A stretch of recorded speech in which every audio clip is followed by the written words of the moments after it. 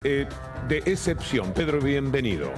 Sí, efectivamente, porque vamos a tratar el tema de Corea del Norte y la relación con Estados Unidos y vamos a hablar con alguien que efectivamente sabe mucho de Corea del Norte. La cuestión está que las declaraciones del presidente de los Estados Unidos van y vienen. Por un lado dice, vamos a tener una postura más dura, y por el otro lado dice, estaría encantado y sería un honor de encontrarme con el presidente de Corea del Norte. Sí, lo tenemos en línea a Alejandro Cao Deveros, espero estar diciendo correctamente su nombre, un hombre que maneja la comunicación de Corea del Norte para todo Occidente. Y nos da mucho gusto saludarlo, señor Cao Deveros. Buenas tardes para nosotros. Hola, buenas tardes. Lo primero que ha dicho nuestro especialista en los temas internacionales, Pedro Brigger, respecto a que va y viene en sus declaraciones Donald Trump, que un día pasa de parecer que quiere la guerra a otro día querer el diálogo. ¿Cómo son tomadas en Corea? Pues sí, coincido plenamente con esa observación. Es un problema de la bipolaridad de este presidente, del señor Trump, que de hecho ha estado amenazando con ataques nucleares preventivos contra Corea del Norte. Por eso nuestro ejército ha estado en máxima posición defensiva y de alerta, y ahora de repente ha pasado a, pues eso, a decir que sería un honor encontrarse con nuestro líder Kim Jong-un, y que de hecho incluso le ha llamado Pretty Smart Cookie, o sea, básicamente como que es un hombre muy inteligente, muy listo. Así que estamos observando a ver cuáles son sus futuras acciones, porque no hay quien entienda a este caballero. ¿Quiénes están pendientes de una posibilidad de guerra entre Estados Unidos y Corea? ¿Qué otros países están involucrados potencialmente en esta historia que sería muy preocupante? Bueno, todos los países están preocupados porque todos serían afectados frente a una guerra termonuclear, que es la que se desencadenaría si Estados Unidos atacara a Corea del Norte. Pero lógicamente los actores principales son Estados Unidos por una parte, que es la que ha movilizado las tropas y el arsenal nuclear a nuestras fronteras, y luego los dos gigantes, China y Rusia, que lógicamente no quieren que Estados Unidos se quede con la zona de Asia-Pacífico. ¿Puede decirse que Corea del Norte está en una actitud levemente defensiva, esperando el paso que da los Estados Unidos y que están para reaccionar inmediatamente frente a cualquier ataque? Sí, esa es la situación. Nuestra posición es siempre la de usar la diplomacia para llegar a acuerdos con todos los países y de defender la paz. Pero si alguien nos intenta imponer o intenta destruir la nación, obviamente vamos a responder. Corea no es como Siria o Libia o Afganistán, que va a dejar que la bombardeen y Estados Unidos se quede tan tranquilo. Corea tiene capacidad nuclear y usaría ese armamento para responder en caso de una agresión. Fue muy promocionado el otro día y mucho agradecemos la brevedad de su respuesta porque nos permite asumir más preguntas. El ensayo que hicieron con un misil que supuestamente fracasó según lo que se dijo hacia Occidente, ¿cuál fue la verdad? No, la verdad es que se están realizando pruebas de misiles para comprobar el funcionamiento de sus motores, y no es necesario que vuelen más de 50 kilómetros, porque lo que se está haciendo es un ensayo precisamente de la eyección de ese misil. Esto lo han confirmado la propia inteligencia surcoreana y los medios surcoreanos, así que forma parte de la rutina en el desarrollo de misiles de defensa del país. ¿Estados Unidos fue alguna vez tan agresivo en su política internacional hacia ustedes como en estos momentos? Sí, durante la guerra de Corea, que se inició el 25 de junio de 1950 y que de hecho todavía continúa abierta porque Estados Unidos se ha negado a firmar la paz. Así que se están repitiendo un poco los hechos que dieron paso a esa guerra, a ese conflicto en 1950. Me refiero a los tiempos más modernos. ¿Ha sido Bush, ha sido Clinton, ha sido Obama más agresivo que Donald Trump? No. En los tiempos modernos esta es la situación más crítica que se ha vivido. Cao, ¿qué tal? Soy Pedro Brigger. ¿Cómo es la relación hoy con Corea del Sur? O sea, con la otra Corea, tomando en cuenta que la península está dividida ya hace tantos años y las tropas de los Estados Unidos están justamente en la frontera, pero dentro del territorio de Corea del Sur. Las relaciones, la verdad, están en su punto más bajo desde hace 15 años. No podían estar peor, y de hecho, bueno, saben que la presidenta surcoreana por temas de corrupción fue quitada de su posición, así que el que está es el vicepresidente, actuando hasta las próximas elecciones, que son en mayo. En mayo tiene previsto ganar la izquierda del país, más progresista, y esperamos que eso suceda para poder mejorar esa situación. Parece que va a ir a mejor. Justamente nosotros habíamos mencionado hace unas semanas acá que el elemento de las elecciones en Corea del Sur podía animar a los sectores más de derecha, más belicosos, a incrementar su lenguaje y además en pedir más ayuda a Estados Unidos, especialmente en el rubro militar. ¿Esto está en juego en las elecciones en Corea del Sur?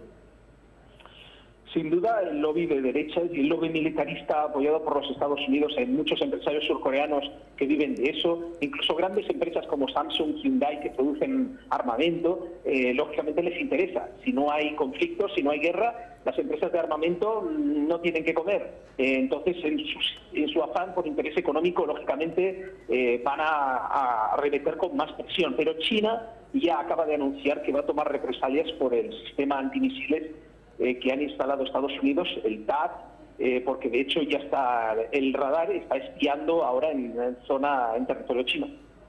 Lo que Estados Unidos piensa del poderío de Corea, ¿se convierte en una defensa, en un dique para la idea de una guerra que podría ser más devastadora que ninguna otra de la historia?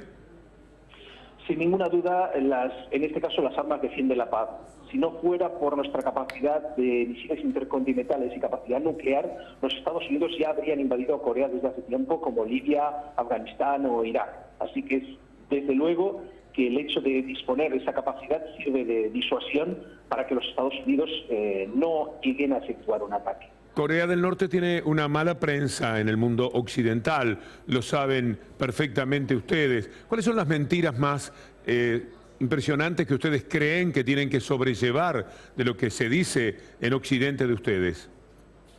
Bueno, es el 90% de la información que llega es totalmente falsa, viene normalmente de la CIA o de la inteligencia surcoreana. O sea, prácticamente a diario se están emitiendo noticias absurdas y falsas sobre el país.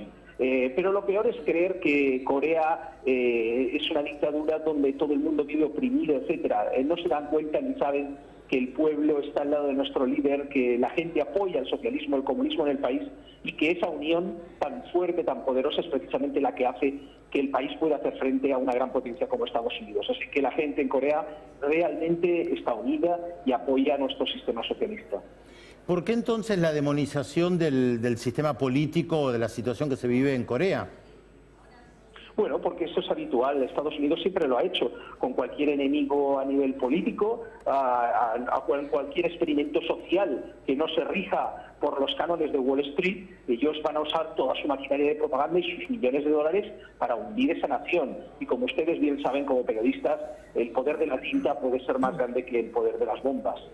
¿De dónde surge el poderío económico que le permite a Corea del Norte, que producen ustedes? ¿De qué manera explicar que sean capaces de tener lo que a través de la televisión puede advertirse como un ejército extraordinario, además de disciplinado, y seguramente tener armas que les permiten estar no jugando al póker, sino seriamente confrontando con el poderío nada menos que de los Estados Unidos?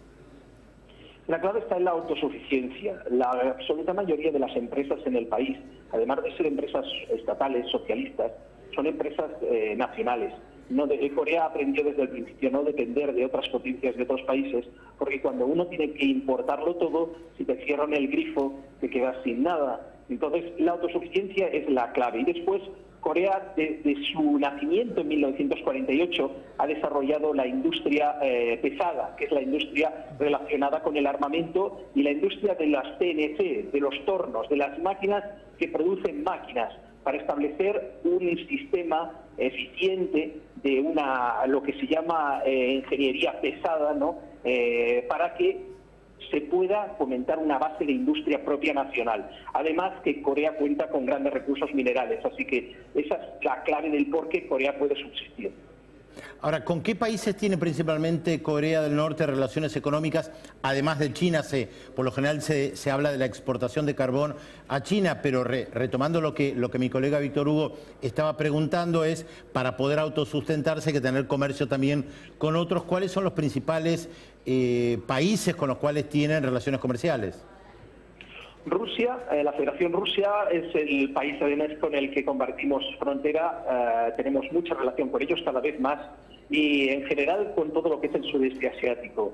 Camboya, Tailandia, Myanmar, Indonesia. Estos son los países con los que más solemos comerciar. Y aunque existe un comercio de carbón, eso no da prácticamente divisa. Nuestra principal entrada viene por las tierras raras, las conocidas como tierras raras, que son minerales y metales que se usan en la industria de defensa y aeroespacial. Esos minerales y metales tienen un precio mayor que el propio oro o que el platino en algunos casos. Cuando ustedes piensan en la guerra, porque eso es inevitable, ¿cuáles son los alineamientos? ¿Cómo construyen el mapa? Claro que todavía imaginariamente. ¿Cómo el mundo se ordenaría detrás de unos y otros, piensan ustedes, ante la posibilidad de una guerra? Bueno, principalmente los grandes países como China y Rusia, ellos van a mirar sus intereses y se quedarían protegiendo sus propias fronteras. Sería una guerra de Estados Unidos contra Corea en este caso, y Estados Unidos obligaría a otras naciones, como ya lo hizo en los 50, en colaborar con dinero y colaborar sobre todo con tropas. En los años 50 hubieron incluso colombianos, neozelandeses, griegos que participaron en la guerra de Corea contra el norte, así que pensamos que seguiría más o menos el mismo patrón que en ese tiempo, una guerra directa Estados Unidos-Corea, y el resto se quedarían básicamente esperando, observando. En este diálogo todavía no mencionamos a Japón, que para la historia de Corea ha sido muy importante por la ocupación japonesa de Corea durante tanto tiempo. Tal vez muchos de los que nos están mirando en la Argentina no conocen esa historia, pero la ocupación fue definida muchas veces como una ocupación salvaje. ¿Cómo es la relación hoy de Corea del Norte con Japón? Pues sí, actualmente la relación es casi inexistente, porque no existen relaciones diplomáticas con Japón, a pesar de que hay decenas de miles de ciudadanos coreanos viviendo en ese país. De hecho, los japoneses son tan racistas, por eso se aliaron con Hitler, que los ciudadanos coreanos no tienen derecho a tener pasaporte japonés. No pueden ser ciudadanos reales por ser de raza diferente. Y lo que hacemos es que Corea del Norte entrega pasaportes norcoreanos a todos esos coreanos de raza, ¿no?, que viven en Japón, para que puedan viajar y tener su nacionalidad. Así que el sufrimiento de esos coreanos que viven en Japón es tremendo, y esperamos que en el futuro pues se pueda mejorar, pero actualmente Japón está únicamente va a hacer lo que le dicte Estados Unidos, básicamente. ¿Algo que le gustaría decir en el final? Simplemente comentar de que Corea del Norte desea la paz, que es un país muy hospitalario, donde la gente es muy tranquila y que solo quiere que se respete su soberanía, y que deseamos la paz, pero no la mendigamos, no vamos a luchar por la paz o conseguir la paz a cambio de arrodillarnos delante del imperio norteamericano. Pero sobre todo eso, decir que Corea desea la paz y que solo quiere protegerse. Para los telespectadores es una curiosidad hablar de Corea con una persona que no parece coreana. ¿Cuál es su relación y cuál es su historia con Corea? Pues mire, llevo ya 25 años de mi vida. Empecé con 16 a través de una delegación norcoreana que existía en Madrid y con la que me puse en contacto. Mi interés inicial por el país se convirtió en una pasión. Tras mi primera visita quise incorporarme a la Revolución Coreana. Sobre todo estábamos hablando de los años 90, cuando la mayoría de personas en el Frente Socialista Comunista pues se estaba desintegrando esa ideología, y en ese afán por querer participar en la Revolución Coreana me integré en los temas internacionales, y en el año 2002 conseguí mi posición como primer y único delegado oficial del Gobierno de la República en lo extranjero. Ha sido Ha sido muy interesante conversar con usted. Espero que no sea la única ocasión, y en la medida en que las noticias impliquen que sea particularmente atractivo conversar con usted, lo intentaremos nuevamente. Muchísimas gracias. Muchas gracias a ustedes por el interés y ha sido todo un placer. Momento del tránsito en la ciudad de Buenos Aires. Momento, como siempre, de Cristian Romero. Bienvenido. ¿Qué tal? Muy buenas tardes, ¿cómo están? Bueno, un tránsito intenso en el regreso, con demora fuerte en algunos puntos, a tener en cuenta lo que sucede sobre todo en el ramal Campana de Panamericana, kilómetro 75. Corte en ambos sentidos de circulación. Hacia Rosario hay achique de calzada.